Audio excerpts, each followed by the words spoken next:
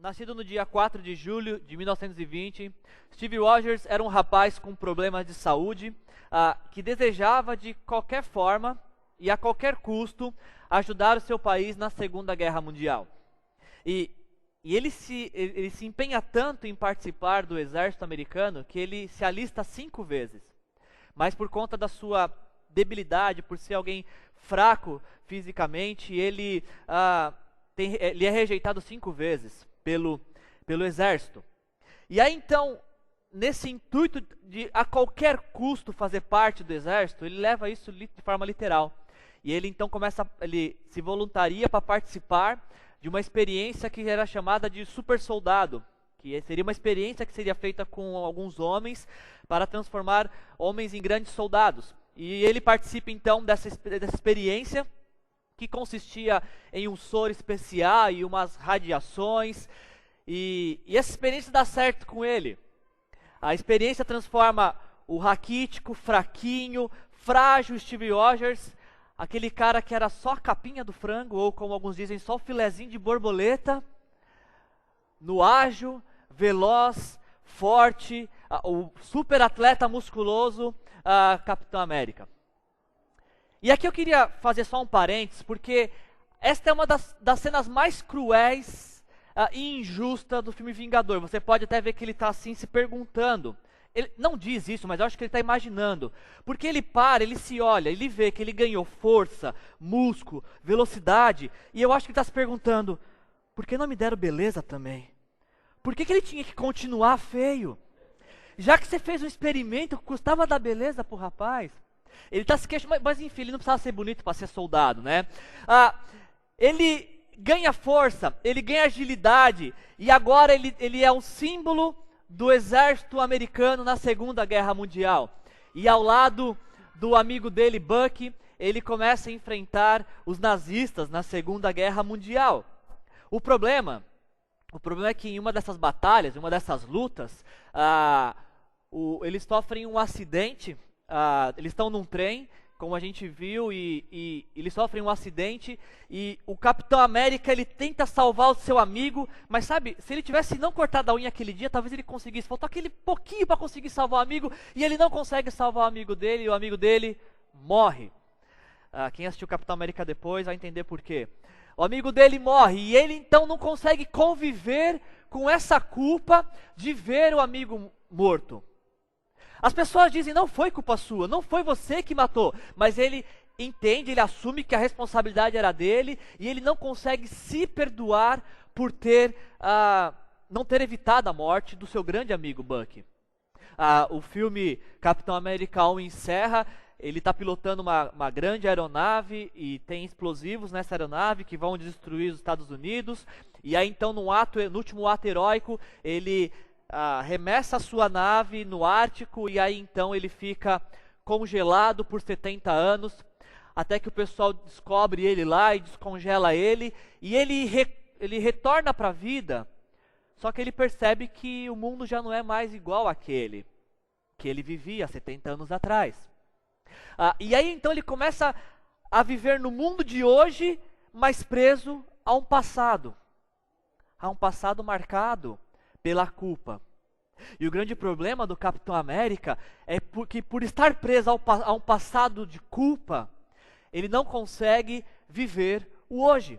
Ele não consegue viver o agora. Porque ele escolheu uma companheira para casar, chamada culpa. E a culpa convive com ele todos os dias da sua vida. Ele não consegue se perdoar por ter perdido o seu amigo. E talvez esse seja o grande problema do Capitão América e o que a gente vai conversar um pouco hoje. Dificuldades para assumir desafios no presente devido a culpas do passado. Dificuldade de assumir desafios no presente devido a culpas no passado. Eu não sei como é que tem sido essa série para você que tem nos acompanhado em todas essas mensagens, mas ao preparar a mensagem essa semana, eu tenho a impressão de que o Capitão América talvez seja aquele que chegue mais perto da nossa realidade e do real problema da nossa existência. a culpa. E mais precisamente, o que fazer com ela ou como lidar com ela. Todos os nossos erros, eles nos colocam numa estrada, eles nos colocam em um caminho. E a gente está caminhando nos nossos erros, e a gente chega a um momento nessa estrada e a gente fala, peraí, não era aqui que eu devia estar. Não está certo isso na minha vida. Não é assim que as coisas deveriam ser. Nesse momento da nossa caminhada errada, a gente se depara com a culpa. A gente fala, eu não devia estar vivendo dessa forma, ou eu não poderia estar fazendo o que estou fazendo, ou eu deveria estar fazendo outra coisa. Convivemos com a culpa. Só que é neste exato momento da nossa vida que nós somos colocados diante de uma bifurcação. E aí nós temos dois únicos caminhos que podemos escolher. Estamos caminhando no erro, nos deparamos com a culpa, e aí então somos colocados diante de dois caminhos. E precisamos escolher um deles. Uma opção, que geralmente é a menos escolhida, é o arrependimento.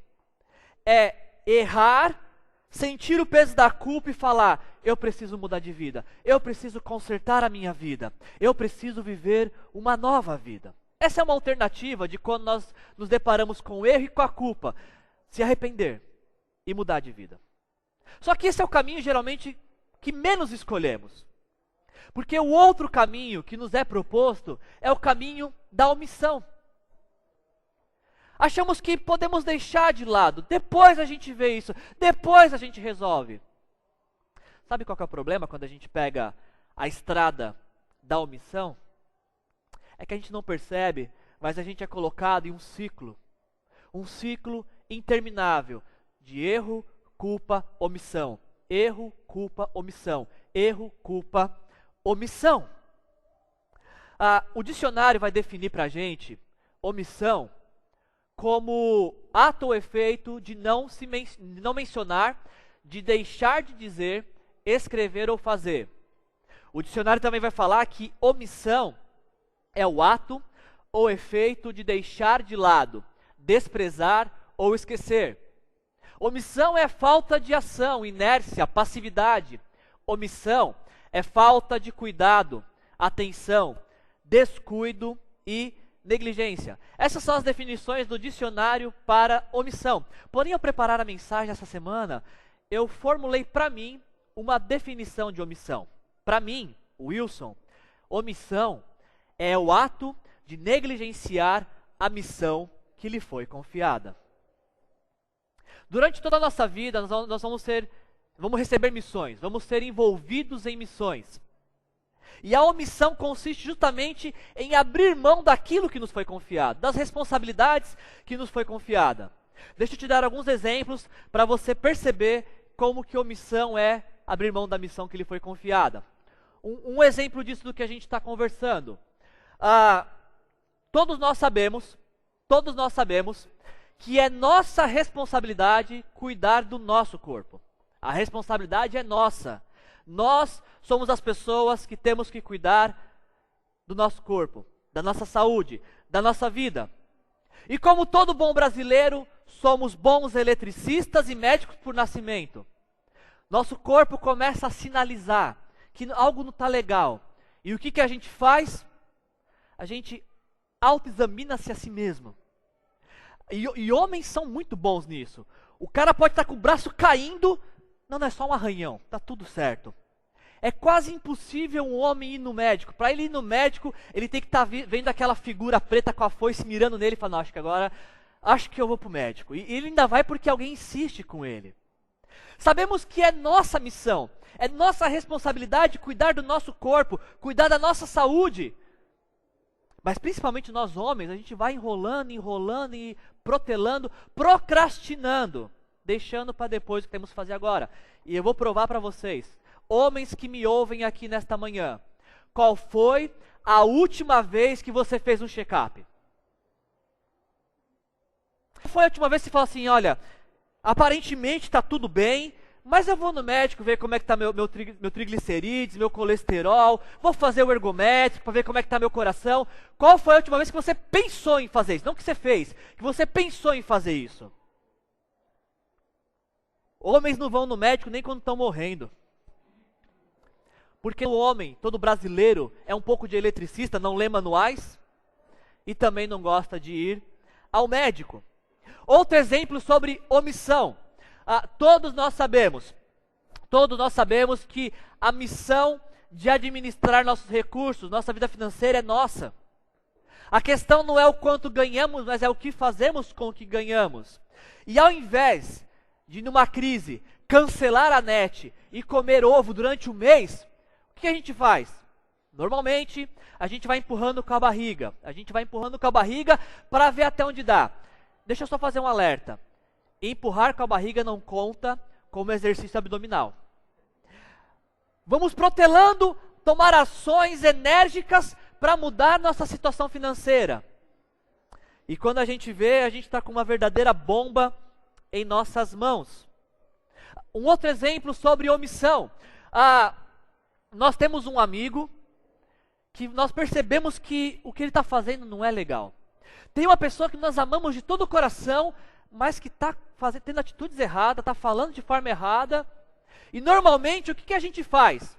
Alguns de nós, ao invés de chegar para a pessoa e falar, olha, não é assim que você está fazendo, presta atenção da maneira como você está falando, seria melhor se você fizesse assim. Alguns de nós, ao invés de ter uma ação para ajudar alguém que amamos, a gente acaba ignorando. E fala, não, pensa assim, na próxima vez que eu vir ele fazendo isso, na próxima vez que eu vir ela fazendo isso, aí eu vou falar alguma coisa, aí eu vou me pronunciar. Esses são alguns exemplos de omissão de muitos outros que nós poderíamos dar. Nós somos negligentes com a missão que nos foi confiada quando nós deixamos para estudar na noite anterior à prova. E depois nos questionamos, poxa, mas por que eu fui tão mal assim?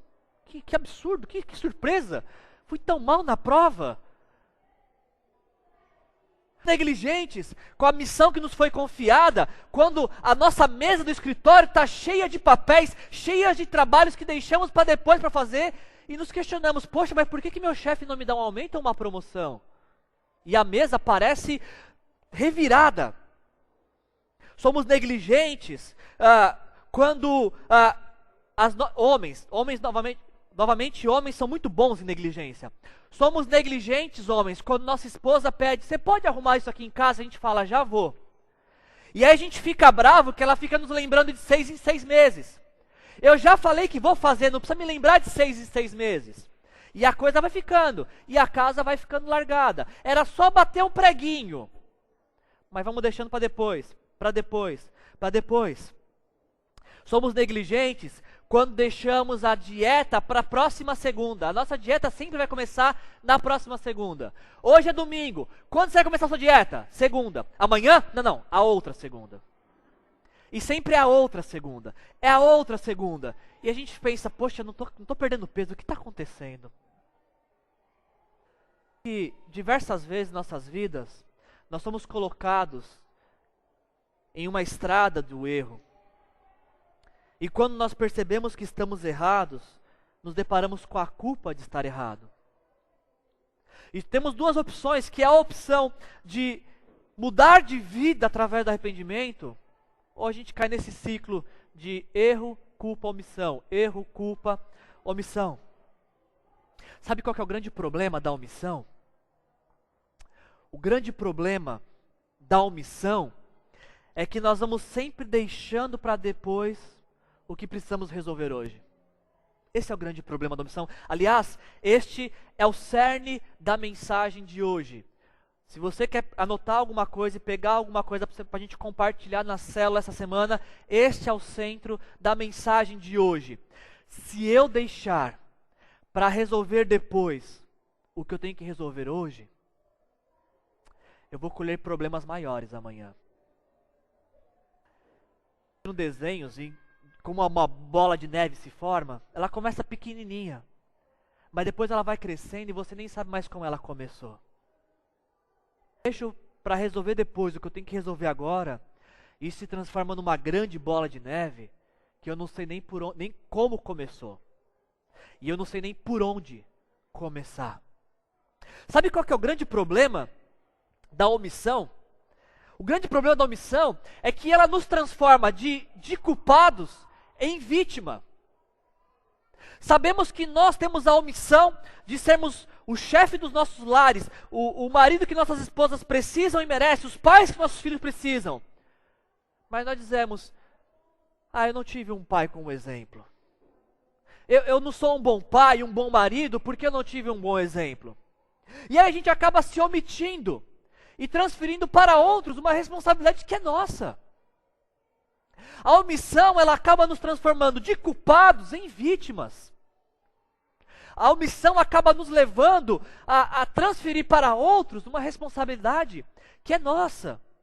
A nós foi confiada a missão de amarmos nossas esposas, de sermos o chefe dos nossos lares. A nós foi confiada a missão de cuidar da nossa família como homens. Mas a omissão nos encoraja a dizer, hoje eu estou cansado, trabalhei demais. Não tive um bom exemplo de pai para saber como é ser um bom pai. A nós foi confiada a missão, como filhos, de honrar nossos pais. Mas muitas vezes nós negligenciamos essa missão, porque não temos paciência com nossos pais. A responsabilidade de honrar nossos pais é nossa, mas nós dizemos, ele faz tanta coisa errada, ela faz tanta coisa errada, não tenho paciência mais.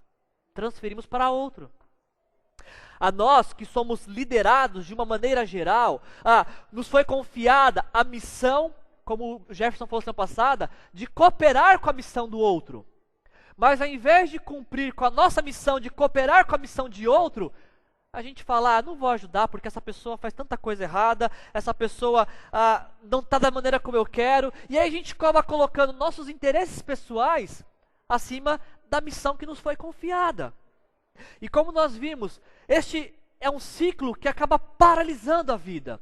Você acha que está andando, você acha que está vivendo, quando na verdade você está parado no tempo. A vida paralisa. A vida de um vingador omisso paralisa. Ela fica paralisada no tempo, na história.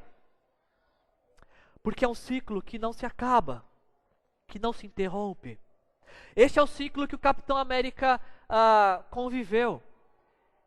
Embora não foi um erro dele a morte do seu amigo Bucky, ele não consegue se perdoar, ele convive com essa culpa. E por não se perdoar, ele já não consegue assumir novos compromissos. Ele não quer fazer parte de uma equipe de soldados que vai salvar o mundo, porque ele pensa, não consegui salvar nem meu amigo.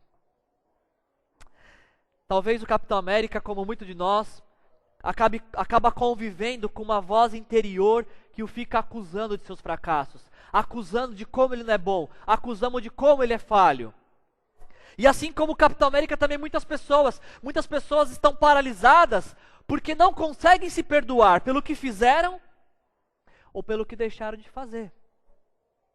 Eu estava pensando, e eu acho que pior do que não ser perdoado é não se perdoar. Difícil, penso eu, do que não perdoado é não conseguir se perdoar. A pessoa, eu te perdoo, mas você fala, mas eu não me perdoo, eu não podia ter feito o que eu fiz. A culpa não foi sua, não, ela foi, eu não consigo me perdoar. Talvez mais difícil do que não ser perdoado é conviver com a própria culpa de não se perdoar. O Capitão América, ele convive com a culpa, ele não consegue se perdoar pela morte do amigo. E talvez ele fica ouvindo isso constantemente, a culpa foi sua, você podia ter feito algo diferente para salvar o seu amigo. A Bíblia nos ensina, Capitão América é um filme, é uma fábula inventada, mas a Bíblia nos ensina que isso acontece em nossas vidas. A Bíblia nos ensina que existe alguém, um ser, que constantemente fica nos acusando também, e o nome dele é Diabo. E constantemente, muitos dão ouvidos para as acusações do diabo. Aliás, a acusação é aquilo que o diabo melhor sabe fazer. Ele é perito em acusação. Assim como o Capitão América, muitas pessoas dão ouvidos para acusações do diabo. A pessoa está querendo se acertar com Deus e ela ouve uma acusação. Você vai ter coragem de se colocar diante de Deus? Depois do que você fez? Você acha mesmo que Deus vai te perdoar de novo? Você acabou de pedir perdão por isso e fez de novo e você acha que Deus vai te perdoar? Você realmente vai querer fazer isso? Quem é você para fazer isso aí? Você acha que você é capaz de fazer isso? Com certeza ninguém vai te perdoar ou ninguém vai te aceitar depois que conhecer quem você realmente é. Constantemente ouvindo acusações que paralisam a vida. Vingadores omissos, eles se rendem à culpa e ficam paralisados no tempo. Os vingadores omissos, eles deixam de viver porque eles não conseguem lidar com a culpa, com o medo, com a incerteza. E pouco a pouco, os vingadores omissos, eles perdem a energia da vida. Eles perdem a vitalidade. Mas a boa notícia é que, se muitos de nós somos vingadores omissos, existe um Salvador que é assertivo, que se chama Jesus Cristo. Pode ser que em algum momento de nossas vidas falhamos, erramos, até mesmo entramos nessa estrada da omissão, mas o nosso Salvador quer nos ensinar nesta manhã o caminho da assertividade, de como mudar essa trajetória, de como mudar essa história de vida. A boa notícia que nós temos para compartilhar através dessa mensagem é que Jesus, ele não foi omisso com a missão que Deus lhe confiou. E é por isso que Jesus pode nos ensinar como também nós podemos ser assertivos com a missão que Deus nos confia. Se existem vingadores omissos que abrem mão da missão de viver, nesta manhã o Salvador Jesus Cristo quer nos ensinar como sermos assertivos e através do arrependimento poder retomar nossa vida e endireitar nossas vidas. Todos nós, todos aqui de uma maneira geral, estávamos desconectados de Deus por conta dos nossos pecados. Só que Jesus vem ao mundo com uma missão: reconectar a humanidade com Deus, reaproximar o homem com Deus. E Jesus em nenhum momento, ele desvia da sua missão. Jesus é assertivo, ele vive focado naquilo que ele precisa fazer. E ele pode nos ensinar também como nós mudarmos nossa trajetória de vida, deixarmos de sermos omissos para ser assertivos. Tem um texto que, quando eu estava preparando essa mensagem, falou muito forte ao meu coração sobre omissão e assertividade. E é o texto que a gente vai refletir agora e também durante essa semana. Se você quiser me acompanhar na leitura, está em João, capítulo 21, versículos de 1 a 17. Podemos aprender com Jesus a abrir mão da omissão e sermos assertivos. Tem uma história bem bacana na Bíblia, em João capítulo 21, versículos de 1 a 17, que eu acho que pode nos ensinar muito bem sobre isso. Eu vou projetar aqui também, caso você queira estar me acompanhando. Capítulo 21 diz assim: depois disso, ou seja, depois de Jesus morrer e ressuscitar, depois disso, Jesus apareceu novamente aos seus discípulos à margem do mar de Tiberíades. E foi assim: estavam juntos Simão Pedro, Tomé, chamado Dídimo, Natanael de Caná da Galileia, os filhos de Zebedeu e os 2 outros discípulos. Vou pescar, disse-lhes Simão Pedro. E eles disseram: nós vamos com você. Eles foram e entraram no barco, mas naquela noite não pegaram nada. E ao anoitecer, Jesus estava na praia, mas os discípulos não o reconheceram. E ele lhes perguntou: filhos, vocês têm algo para comer? Não, responderam eles. Ele disse: lancem a rede ao lado direito do barco, e vocês encontrarão. Eles lançaram, e não conseguiram recolher a rede, tal era a quantidade de peixes. O discípulo a quem Jesus amava disse a Pedro: é o Senhor. Simão Pedro ouviu isso, vestiu a capa, porque a tinha tirado, e se lançou no mar. Os outros discípulos vieram no barco arrastando a rede cheia de peixe, porque estavam apenas a cerca de 90 metros da praia. Ou seja, Pedro nadou 90 metros para encontrar com Jesus. Os outros discípulos vieram no barco arrastando a rede cheia de peixes, pois estavam apenas a cerca de 90 metros da praia. Quando desembarcaram, viram ali uma fogueira, peixes sobre as brasas e um pouco de pão. Disse-lhe Jesus no versículo 10, tragam alguns dos peixes que acabaram de pescar. Simão Pedro entrou no barco, arrastou a rede para a praia. Ela estava cheia, tinha 153 grandes peixes. Embora houvesse tantos peixes, a rede não se rompeu. Disse, venham comer. Nenhum dos discípulos tinha coragem de perguntar, quem és tu? Sabiam que era o Senhor. Jesus aproximou-se, tomou o pão e o deu a eles, fazendo o mesmo com o peixe. Essa foi a terceira vez que Jesus apareceu aos seus discípulos, depois que ressuscitou dos mortos. De comerem, e essa é a parte que eu quero que nós vamos focar nessa semana, na nossa reflexão. Depois de comerem, Jesus perguntou a Simão Pedro, Simão, filho de João, você realmente me ama mais do que estes? Respondeu ele, sim, Senhor, tu sabes que te amo. Disse Jesus, cuide dos meus cordeiros. Novamente Jesus disse, Simão, filho de João, você realmente me ama? E ele respondeu, sim, tu sabes, Senhor, tu sabes que te amo. Disse Jesus, pastorei as minhas ovelhas. E então pela terceira vez ele lhe disse, Simão, filho de João, você me ama? Pedro ficou magoado por Jesus ter lhe perguntado pela terceira vez, você me ama? E lhe disse, Senhor, tu sabes de todas as coisas e sabes que te amo. Disse então Jesus, cuide das minhas ovelhas. Não sei quantos de vocês conhecem a história de Pedro e o relacionamento que ele teve com Jesus. A história de Pedro e Jesus, ela é muito interessante porque Pedro, ele era um pescador e aparentemente ele tinha uma pequena empresa de pesca junto com seu irmão André e um outro amigo chamado João. E esses pequenos empresários, esses pequenos empresários estão vivendo suas vidas até o dia que eles têm um encontro com Jesus. E esse encontro é tão marcante com Jesus, a presença de Jesus impacta tanto a vida de Pedro, que Pedro decide abrir mão da sua empresa de pesca para seguir e caminhar com Jesus. E Pedro está começando uma jornada, uma amizade incrível com Jesus. Ele convive intensamente por 3 anos com Jesus e ele presencia coisas extraordinárias.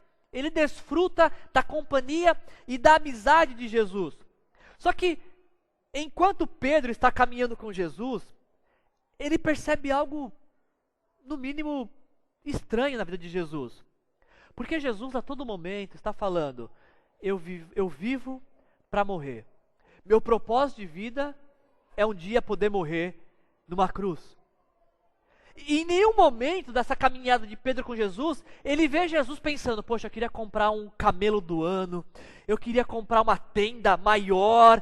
Não, Jesus é muito focado, ele tem um foco certo, ele é assertivo. Jesus, para que você vive? Para morrer. Jesus, qual que é o seu plano daqui 10 anos? Não, eu tenho um plano para 3 anos, daqui 3 anos eu vou morrer pela humanidade. Jesus, ele sempre foi muito assertivo com os seus planos. A gente pode ver isso em diversos versículos. Jesus falando para os seus discípulos, o Filho do Homem não veio para ser servido, mas para servir e dar sua vida em resgate por muitos. Jesus falando, eu sou o bom pastor, conheço minhas ovelhas e elas me conhecem, assim como o Pai me conhece e eu conheço o Pai e dou a vida pelas minhas ovelhas. Jesus falando para os seus discípulos, é necessário que o Filho do Homem sofra muitas coisas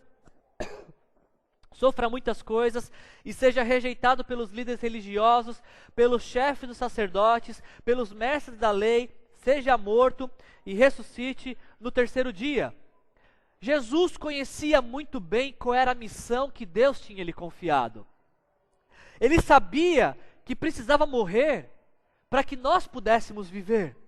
Jesus em nenhum momento coloca seus interesses pessoais acima da missão que Deus lhe confiou. Pelo contrário, Jesus, como alguém humilde, manso, submisso, ele se coloca debaixo da missão que Deus lhe confiou, de forma que a missão que Deus lhe confiou é a coisa mais importante de sua existência, é o motivo pelo qual ele vive. Sabia que iria morrer em breve, e fez questão de comunicar aos seus amigos também. E aí então chega aquele dia fatídico, onde Jesus não se desvia do seu foco e vai na direção de Jerusalém para morrer por mim e por você. Enquanto Jesus está caminhando para Jerusalém, enquanto ele está indo na direção de Jerusalém, ainda, embora Jesus está avisando, ainda parece que seus discípulos não entenderam. Teve uma vez que Jesus novamente está falando, olha gente, eu vou morrer, eu vou ser crucificado, e Pedro dá uma bronca em Jesus. Jesus está contando que vai morrer, vai ser entregue na mão dos líderes religiosos, dos chefes sacerdotes, do mestre da lei, vai ser morto e ressuscitar no terceiro dia. Aí Pedro vai dar uma bronca em Jesus. Então Pedro, chamando à parte, começou a repreendê-lo. Pedro repreendendo Jesus, dizendo, nunca, Senhor, isso nunca te acontecerá. E Jesus se virou para Pedro e disse, para trás de mim, Satanás, você é uma pedra de tropeço para mim. E não pensa nas coisas de Deus, não pensa na missão de Deus, você pensa na missão dos homens. Por alguns instantes, Pedro empresta o coração para o diabo. E a função do diabo é sempre nos fazer desviar a atenção da missão que Deus nos confiou. E Jesus fala para Pedro, Pedro, eu sei porque eu vivo, eu sei qual é a minha visão e missão e propósito de vida. É morrer para que todos possam ter salvação. Conforme Jesus tinha dito para os seus discípulos, chega o dia então em que ele é entregue para morrer. Ele está diante de um tribunal religioso. E olhando à distância está Pedro, observando esse tribunal. Em momentos anteriores, Pedro falou, Jesus, estamos juntos. Fechamento, eu e você, Jesus. Se você for morrer, eu vou junto com você. Para onde o senhor for, eu vou. Aí Jesus fala, Pedro, você tem certeza? Tenho, Jesus. Estou contigo e não abro. Se for para a morte, a gente vai para a morte, a gente vai quebrar tudo. O que for necessário, faremos, Jesus. Jesus falou, Pedro, antes do galo cantar, você vai me negar. Eu? Eu não, Jesus. Eles podem te negar, eu não. Porque eu estou contigo e não abro. Vamos ver, Pedro. E acontece isso. Jesus está num tribunal, e alguém olha para Pedro e fala assim, ô rapaz, espera um pouquinho, você parece com um dos discípulos de Jesus, certamente você é um deles, o seu modo de falar te denuncia, você é um seguidor de Jesus. Aí Pedro, presta atenção, Pedro começou a se amaldiçoar, o Pedro que falou que morreria com Jesus, o Pedro que falou que nunca negaria Jesus, ele começa a se amaldiçoar e jurar, dizendo, eu não conheço esse homem. E depois que ele fez isso 3 vezes, o galo cantou. E tendo o galo cantado, Pedro se lembrou da palavra que Jesus lhe tinha dito. Antes que o galo cante, você me negará 3 vezes. E saindo dali, chorou amargamente. Não é estranho para você pensar que Pedro caminha com Jesus 3 anos. Pedro cria um vínculo intenso com Jesus. E diante da pressão, ele não cita nem o nome de Jesus, ele fala, não conheço este homem. O amigo dele, Jesus, fosse aquele homem, fosse só mais um homem, fosse eu já ouvi falar dele. Peraí, Pedro, você não caminhou com ele 3 anos? Que conhecia? Você não disse que o amava tanto, que era capaz de morrer com ele, por ele? Como assim aquele homem? Como assim eu não conheço este homem? Você já leu a história de Pedro? E quais são as suas considerações sobre Pedro ter negado Jesus? O que passa pela sua cabeça, o que você faria se você faria diferente estando no lugar de Pedro? Pedro, ele é omisso diante de uma coisa simples. Ele podia falar, sim, eu conheço, este homem aí se chama Jesus Cristo, e ele é o Filho do Deus Altíssimo, ele vem ao mundo para nos salvar, eu o conheço, ele é meu amigo, eu caminhei com ele. Eu o amo. Eu sei quem Ele é, porque o dia que Ele entrou na minha história, Ele mudou a minha vida. Eu sei quem Ele é. Pedro poderia ter dito isso. Pedro poderia ter dito assim para ele: eu caminhei com este homem 3 anos, ele não tem culpa alguma, o que vocês estão fazendo é injusto. Canta. E Pedro se lembra de que ele não foi capaz de cumprir aquilo que ele se comprometeu com Jesus, com seu amigo Jesus. Ele não é capaz nem de chamar o seu amigo pelo nome. Ele fala: não conheço este homem. Jesus morre, e tudo aquilo que Pedro viveu intensamente com Jesus, nesses 3 anos, acaba parecendo que foi um sonho de verão. Porque logo após Jesus morrer, parece que seus discípulos retomam a vida do ponto que eles tinham parado. Pedro e seus amigos voltam para a sua empresa de pesca, voltam a pescar, e até que nós chegamos então no ponto em que nós lemos de João capítulo 21. Pedro está no lugar de 3 anos atrás, ele volta para a pescaria. E neste lugar Jesus o encontra de novo. Novamente Jesus vai até a direção dele. Novamente Jesus vai se encontrar com ele. E aí eles estão pescando, e o Jesus que tinha morrido alguns dias atrás, agora está na beira da praia, vivo, ressurreto como havia prometido. Então Jesus ali vai chamar seus discípulos para se aproximar dele. Agora, se coloca no lugar de Pedro. Você tinha um grande amigo chamado Jesus Cristo. Você dizia que o amava, que o conhecia, que estava junto com ele para todas as horas, mas numa hora crucial você o nega. Seja com palavras, seja com atitudes. E aí então, Jesus morre, você retoma a sua vida do ponto onde você tinha parado quando conheceu Jesus. E aí Jesus aparece ressurreto, vivo. Como é esse reencontro com Jesus para você? Como seria reencontrar Jesus depois de ter negado, dito que não o conhecia? Eu não sei como seria esse encontro com Jesus, como é que seria se deparar com Jesus. Pensa assim, você fez algo errado, muito errado, muito errado. E aí, mesmo tendo magoado alguém que você ama muito, mesmo tendo falhado grotescamente, você tem uma nova oportunidade de se acertar com essa pessoa. O que você faria? Talvez, não sei, evitar esse reencontro? Ou justificar seu erro? Jesus, eu te neguei, mas deixa eu te explicar. É que foi assim que aconteceu. Ou simplesmente fingir que nada aconteceu. Eu não sei como é que foi. Pedro teve muito tempo, né? Porque ele nadou 90 metros até encontrar com Jesus. E eu não sei o que ele foi pensando, o que ele ia falar para Jesus. Só que quando Pedro chega, não é ele que fala. Quem fala é Jesus. E o que eu acho maravilhoso em Jesus, e esta é a graça do Evangelho, Jesus não é acusador é o diabo.